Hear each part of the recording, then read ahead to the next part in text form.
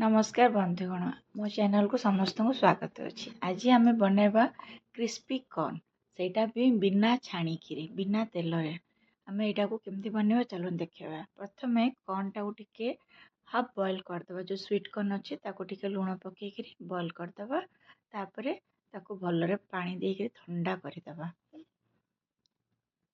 ठंडा हो गला टिके समय आम रखीद जमतीका पानी से निगड़ी जापर गोटे जगार से कॉर्न को नहीं जावा से आम टे नाकू मसला जो आवश्यक मसला जमतीका हलदी गुंड टिके टिके अल्प तेल अल्प 2 चमचा छोट चमचार 2 चमचा तेल पकेवा। तापर आपणकर गोलमरीच गुंड पकेवा टिके जी राग खाइबे से अनुसार पकेबे। हलदी गुंड मु आगु कही टिके मसला गुंड टिके लंका गुंड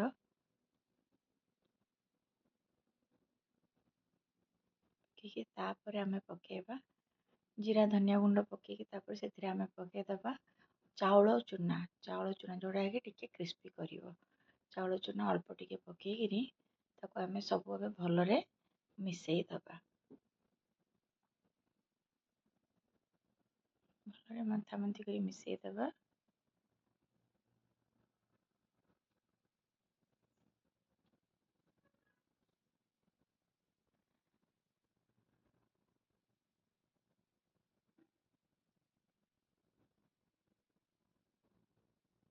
तापर देखो एयर फ्रायर गोटे बटर पेपर पकेबा से बटर पेपर रे टिके ऑयल ग्रीस करदबा टिके नाको लगेदबा आगुरी एयर फ्रायर टाको प्रीहीट कर देथिबा 10 मिनिट 180 डिग्री रे।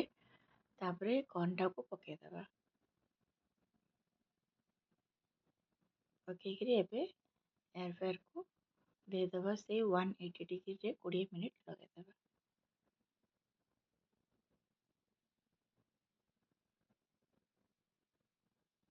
मझे टिके काढ़ी हल्ई दौथबा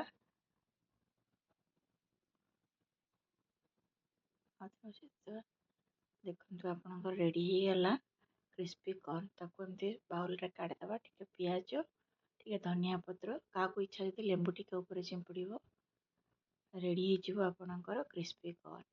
कौन सी छाणीबा दरकार नहीं किसी नहीं 20-25 मिनिट भितर आपनकर क्रिस्पी कॉर्न रेडी। देखो रेडी हो गला क्रिस्पी कॉर्न करके खातु और मो चैनल को सब्सक्राइब करंतु।